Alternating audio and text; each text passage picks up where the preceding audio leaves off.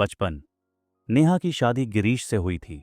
एक प्यारा सा रिश्ता जो शुरू में बिल्कुल सपने जैसा था, लेकिन धीरे धीरे नेहा को महसूस होने लगा कि गिरीश एक समझदार पति के बजाय एक छोटे बच्चे की तरह व्यवहार करता है। बचपना या मासूमियत। हर सुबह जब नेहा उठी तो देखती कि गिरीश ने टूथपेस्ट से मिरर पर स्माइली बना दिया है या फिर अपने कपड़ों का ढेर कहीं भी छोड़ दिया है। कई बार तो वो अपनी शर्ट उल्टा पहनकर निकलने लगता है और नेहा को उसे रोकना पड़ता है।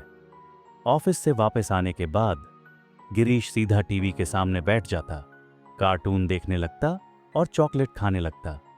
अगर नेहा उससे कोई काम करने के लिए कहती तो वह मुंह फुलाकर कहती, मुझे नहीं करना, तुम ही कर दो ना। जैसे कोई छोटा बच्चा मां से जिद कर रहा हो। दोस्त हो पति?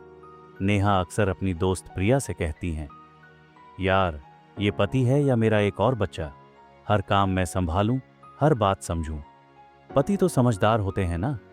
प्रिया हमेशा हंसती हुई कहती है, अरे कम से कम तेरे घर में हंसने का तो बहाना है। लेकिन नेहा जानती थी कि हंसने के पीछे कितनी परेशानियां छुपी थीं। एक दिन का बदलाव। एक दिन नेहा ने सोचा कि गिरीश को समझने का एक नया तरीका अपनाया जाए। उसने भी उसका बचपन वापस उसी पर आजमाने का सोचा। उसने गिरीश के खाने की थाली में टेडी बियर के आकार की रोटी बना दी, उसके कपड़ों के ऊपर छोटे छोटे स्टिकर चिपका दिए और जब गिरीश ने पानी मांगा तो उसको एक बेबी बोतल में दे दिया। गिरीश हैरान होकर बोले, ये क्या है नेहा?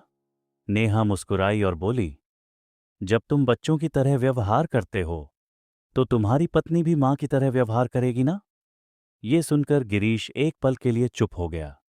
उसने महसूस किया कि शायद उसका व्यवहार नेहा के लिए कितना मुश्किल हो रहा था। नया शुरुआत। उस दिन के बाद गिरीश ने अपने तरीके थोड़े बदल दिए। बचपना उसकी आदत थी, लेकिन अब वो नेहा की परेशानी भी समझने लगा। कभी कभी मजाक में जिद करता, लेकिन जब जरूरी होता समझदारी से भी काम लेने लगा। और नेहा, उसने भी सिखाया कि कभी कभी जिंदगी में थोड़ा बचपना भी जरूरी होता है, क्योंकि हंसना और मजाक करना ही तो एक दूसरे के साथ जीने की असली मस्ती है।